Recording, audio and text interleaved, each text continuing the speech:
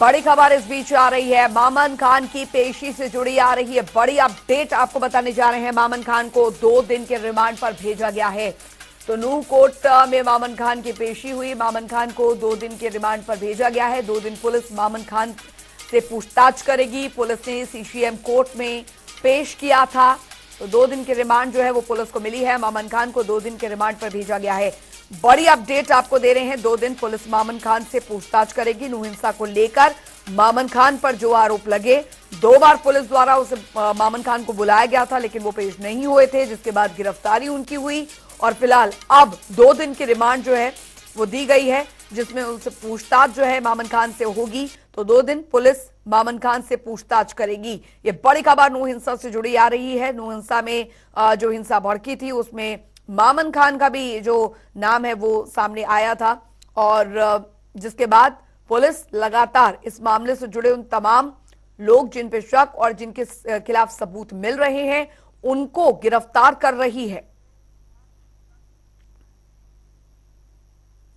और इस खबर पर हमारे सहयोगी रितेश कुमार गौतम न्यूज रूम से हमारे साथ सीधे जुड़ गए हैं ज्यादा जानकारी के साथ। रितेश, सिलसिलेवार तरीके से अब एक एक कर जिस तरीके से नूह हिंसा मामले को लेकर गिरफ्तारियां हो रही हैं, वो ये बता रही हैं कि अब ये मामले को लेकर बहुत जल्द जो है वो खुलासा हो सकता है और बहुत जल्द जो असली आरोपी हैं वो सलाखों के पीछे होंगे।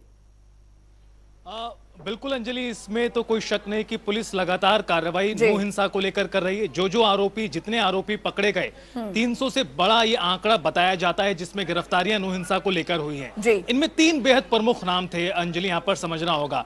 मोनू मानेसर, बिट्टू बजरंगी और तीसरा नाम था मामन खान का, जो कांग्रेस पार्टी के विधायक हैं फिरोजपुर झिरका से। मामन खान ने कुछ दिनों पूर्व ही चंडीगढ़ हाईकोर्ट में अग्रिम जमानत को लेकर याचिका दायर की थी और उन्होंने अग्रिम जमानत के लिए याचिका दायर की, लेकिन वहां से उन्हें कोई राहत नहीं मिली। यानी ये दर्शाता है कि मामन खान को भी अंदेशा हो चुका था कि गिरफ्तारी अब बहुत जल्द हो सकती है, और हुआ भी कुछ इसी प्रकार से। पुलिस ने बीते दिन राजस्थान से मामन खान को गिरफ्तार किया, आज कोर्ट में पेश किया गया। 2 दिन की रिमांड पुलिस को हासिल हुई है। कई ऐसे सवाल हैं जिसकी वजह से जो भूमिका है मामन खान की वो संदिग्ध इस पूरे मामले में बन जाती है।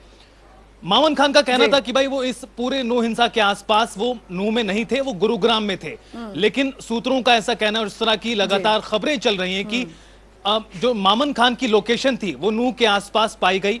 दूसरा इसमें बड़ा सवाल ये उठता है कि पुलिस का ऐसा मानना है कि जो इस मामले में संलिप्त, हिंसा में संलिप्त लोग हैं, दंगाई हैं, उनके साथ कांटेक्ट में थे मामन खान।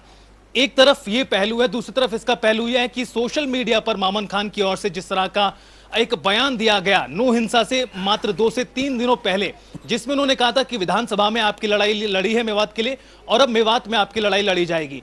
हमें पीछे जाना होगा अंजलि थोड़ा सा, जब विधानसभा का सदन चला और सत्र में किस तरह से मामन खान ने दरअसल मोनू मानेसर को लेकर एक चेतावनी भरे अंदाज में वक्तव्य दिया, जिसमें उन्होंने कहा कि मेवात आने के लिए खुली चुनौती दी थी और चैलेंज किया था कि अब आके दिखाएं। और जब ब्रिजमंडल यात्रा होने जा रही थी 31 जुलाई को, उससे कुछ दिनों पहले मोनू मानेसर ने वीडियो जारी कहा कि मैं खुद शामिल होऊंगा यात्रा में। उसके बाद जो मामन खान है उनकी ओर से टिप्पणी सामने आई कि इस बार फिर लड़ाई लड़ी जाएगी विधानसभा की तरह सड़क पर। ये तमाम चीजें वो थी जिसकी वजह से पूरा सिनेरियो खड़ा होता है हम सभी के सामने, और मामन खान की भूमिका यहां से बनती है, संदिग्ध शुरू हो जाती है। इसके बाद कानूनी पहलू शुरू होते हैं और 2 बार एसआईटी की ओर से मामन खान से पूछताछ के लिए तलब किया जाता है, 2 दफा नोटिस दिया जाता है। लेकिन यहां पर गौर करने वाली बात है कि मामन खान एक भी बार पेश नहीं हुए। इसके बाद और भी ज्यादा सवाल खड़े होने शुरू हुए कांग्रेस पार्टी पर, खुद मामन खान के ऊपर, और अंततोगत्वा जिस तरह से मोनू मानेसर की गिरफ्तारी कुछ दिनों पूर्व हुई, उसके बाद से कयास लगाए जा रहे थे कि बहुत जल्द अब इस मामले में और गिरफ्तारियां भी होंगी, और कुछ वैसा ही हुआ। राजस्थान से मामन खान को गिरफ्तार किया गया, आज कोर्ट में पेश किया गया, 2 दिन की रिमांड मिली है। कई सवाल हैं। दरअसल सवाल सबसे पहला यह है कि भाई लोकेशन क्या थी, मामन खान की लोकेशन क्या थी, जिस चीज को वो खारिज कर रहे हैं कि वो नूह में नहीं थे, उनकी लोकेशन क्या थी। और जो बताया जा रहा है कि दंगाइयों के सीधा कांटेक्ट में थे नूह के जो एसपी हैं नरेंद्र बिजारनिया, उनकी ओर से पीसी में आज कहा गया है कि प्रत्यक्ष रूप से, परोक्ष रूप से जो मामन खान है वो इस मामले में संलिप्त, हिंसा में संलिप्त लोगों के कांटेक्ट में थे। इस वजह से भूमिका और भी ज्यादा संदिग्ध हो जाती है। ये तमाम सवाल वो है अंजलि जिनका जवाब जो है अब 2 दिन की रिमांड हासिल हुई है शुरू में। अब देखना है कि रिमांड क्या आगे बढ़ती चली जाएगी, क्या कुछ इस मामले में होता है। 2 दिन में किस तरह के सवाल जवाब और उनके जरिए खुलासे होते हैं, निश्चित तौर पर उससे काफी कुछ अहम जानकारी हमें मिलने वाली है। जी बिल्कुल रितेश, हालांकि इस पूरे घटनाक्रम को अगर हम देखें तो हमें थोड़ा पीछे जाना पड़ेगा। फरवरी में जिस तरीके से नासिर और जुनैद की हत्या हुई थी और उसमें मोनू मानेसर का नाम सामने आया था, तब से ही ये पूरा षड्यंत्र जो है वो रचा गया, क्योंकि उसके बाद, क्योंकि ब्रिजमंडल यात्रा पहले भी होती आई है लेकिन इस तरीके का हंगामा या इस तरीके का हमला कभी नहीं हुआ। लेकिन ब्रिजमंडल यात्रा से पहले मोनू मानेसर सोशल मीडिया पे आकर ये कहता है कि हम सबको एक होना है, अपनी ताकत दिखानी है, मैं वहां पर आ रहा हूं, आप सबको जुटना है। और जाहिर तौर पर उसके बाद शायद वो लोग थे जिन्होंने टारगेट शायद मोनू मानेसर को किया हुआ था, और वो एक बहुत बड़ी वजह बनी नूह हिंसा की। और यही वजह है कि वो कड़ियां जो है फरवरी साल के शुरुआत से होते हुए ये जुलाई के एंड तक चली।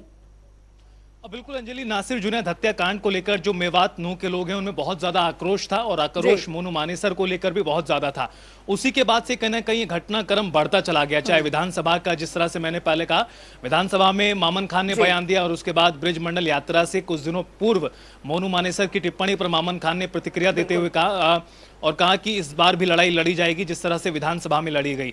एक जो पूरा एक पक्ष जिसमें कहा जा रहा है कि जो साजिश है, साजिश के तहत पूरी तरह से हिंसा को भड़काया गया, लोग इकट्ठा थे, और ये कहीं ना कहीं एक तरह से सही दिखाई पड़ता है, क्योंकि जिस तरह से लोग उतरे थे सड़कों पर, सैकड़ों की संख्या में गाड़ियों में आग लगा दी गई, 2 होमगार्ड के जवानों के साथ 6 लोगों की मृत्यु हुई। इस वजह से इसको लेकर शक और भी ज्यादा गहरा जाता है कि साजिश के तहत किया गया।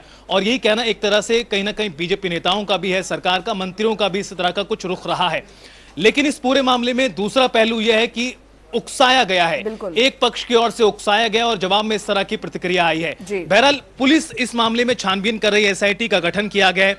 एसआईटी ने 300 से ज्यादा आरोपियों को इस मामले में गिरफ्तार किया है और एक के बाद एक जो खुलासे हैं वो किए जा रहे हैं। लेकिन जिस तरह से मामन खान, मोनू मानेसर, बिट्टू बजरंगी, ये 3 बेहद ही प्रमुख नाम थे। चूंकि मामन खान विधायक हैं उस पूरे इलाके से, इस वजह से ये मामला और भी ज्यादा तूल पकड़ जाता है और यही कारण है कि कहीं ना कहीं अब मामन खान की मुश्किलें निश्चित तौर पर बढ़ने वाली हैं। 2 दिन की रिमांड के दौरान किस तरह के सवाल मिलते हैं, किस तरह के जवाब मामन खान की ओर से दिया जाता है और क्या कुछ मीडिया में आता है, उसके बाद ही इस बात का और भी ज्यादा तह तक जा पाएंगे कि आगे इस मामले में क्या होने जा रहा है। क्या 2 दिनों की जांच के बाद, पूछताछ के बाद इस रिमांड को आगे बढ़ाने का प्रयास एसआईटी पुलिस की ओर से किया जाएगा? ये तमाम वो बड़े सवाल हैं। इसमें कोई शक नहीं कि ये हाल फिलहाल में घटी घटना नहीं थी, बल्कि इसका एक जो कनेक्शन था उस साल की शुरुआत, जिस तरह से नासिर जुनैद हत्याकांड हुआ था, राजस्थान के रहने वाले 2 लोग थे जिनको मारा गया, फिर उनको गाड़ी में जिंदा जलाया गया।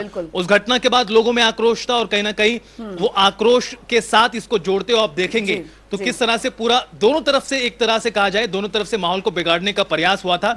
इसमें किसी प्रकार का शक नहीं है और उसका अंजाम ये हुआ, अंजाम उन लोगों को भुगतना पड़ा जिनकी इस पूरी घटना में मृत्यु हुई, जिनकी मौत हुई। 2 होमगार्ड के जवान थे, कुल 6 लोगों की मृत्यु हुई। और बहरहाल अब सवाल यह है कि इन 2 दिनों में क्या होने जा रहा है, किस तरह से पूछताछ होती है, किन सवालों का जवाब मिलता है, उन सवालों के जवाब के आधार पर पुलिस आगे क्या फैसला लेती। लेकिन एक बात बहुत तय है कि मामन खान की मुश्किलें अब बढ़ती जा रही हैं, क्योंकि जिस तरह से उन्होंने अग्रिम जमानत के लिए याचिका दायर की थी, वहां से भी उन्हें किसी प्रकार की राहत नहीं मिली थी। बिल्कुल, बहुत बहुत शुक्रिया रितेश कुमार गौतम इस तमाम जानकारी के लिए। अब सवाल यहाँ पर यह है कि यहाँ पर मामन खान की मुश्किलें कितनी बढ़ती हुई नजर आती है आगे।